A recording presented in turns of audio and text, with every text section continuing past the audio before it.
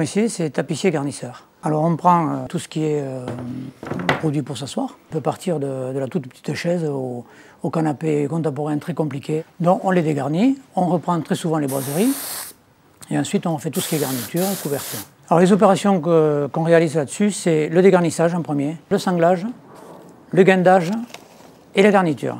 Alors soit si c'est traditionnel, garniture crin avec piqûre. Si c'est une garniture contemporaine, la garniture mousse et ensuite vous avez la couverture. Alors ce qui me plaît le plus dans cette partie-là, c'est de démonter le siège, de le reconsolider s'il en a besoin, et ensuite de faire toute la garniture, c'est-à-dire la partie volume du siège.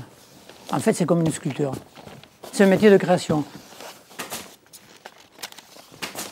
On peut partir de pratiquement rien et de créer quelque chose.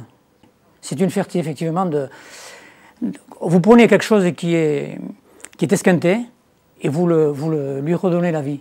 Être acteur du développement durable pour un tapissier garnisseur, une tapissière garnisseuse, c'est, pour la dimension environnementale, mettre en œuvre des matériaux naturels en utilisant des crins d'origine végétale ou animale. C'est floconner les chutes de produits à base de mousse ou en ouate pour obtenir un produit de garnissage pour les coussins. Pour la dimension économique, c'est économiser l'énergie en maintenant correctement les installations d'éclairage et de chauffage dans l'atelier. C'est économiser la matière en limitant les chutes sur les matériaux de garniture et notamment les mousses en bloc et en plaques. Être acteur du développement durable, pour la dimension sociale, c'est utiliser des tables élévatrices contribuant à limiter les troubles musculo-squelettiques.